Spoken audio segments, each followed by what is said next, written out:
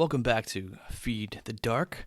Thank you everyone for tuning in, as always. This week we have a bit of a shorter work for you, so it's going to be a much shorter episode, because this book that I'm going to review now, it's not even, I guess it's not a novel, it's a novella, so there's really not much room for me to talk about this without spoiling anything. But without further ado, this is Sour Candy by Keelan Patrick Burke.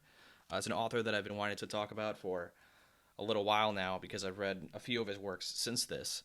But this novella is just absolutely nuts. So it's 74 pages, like I said before. So I'm just going to do a very quick beginning summary because it's kind of hard to really say anything about this because it gets super weird and goes in places that you really wouldn't expect.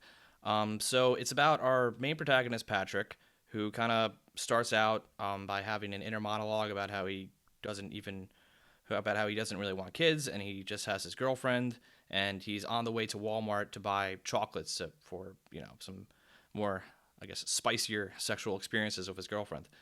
And when he gets to Walmart, he comes across a screaming child and a mother who is just completely deadpan and looks just very unwell, and yeah, the whole thing is very kind of surreal, and it just doesn't seem like like it fits. So there's a bit of a interaction there. I won't really get into too much of it, but it ends with a child giving Phil a piece of candy.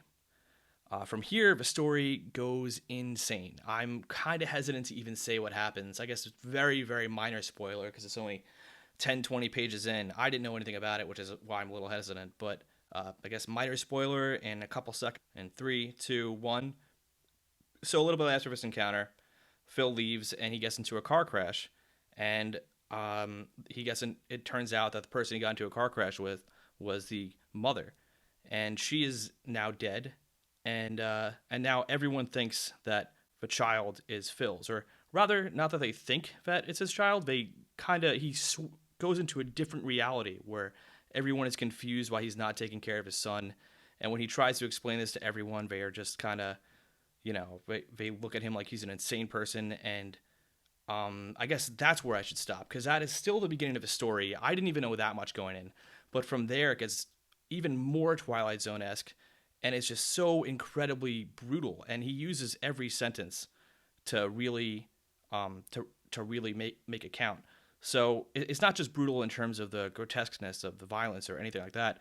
It's just the emotional punches are brutal, and it gets into some Lovecraftian territory, which I hope that's not too much of a spoiler, but it gets very strange and is very disorienting, and it's probably one of the greatest works of fiction that I've read in the past year, and it's only 74 pages, and it was better than much more developed books that I've read that were about 1,500 pages. So this is why I know it's a shorter episode, but I just had to recommend this, and I really want to talk about the ending and everything else, but I mean, I feel like it would just ruin the experience, and this is a book where I really don't want to do that to you guys. So please check it out.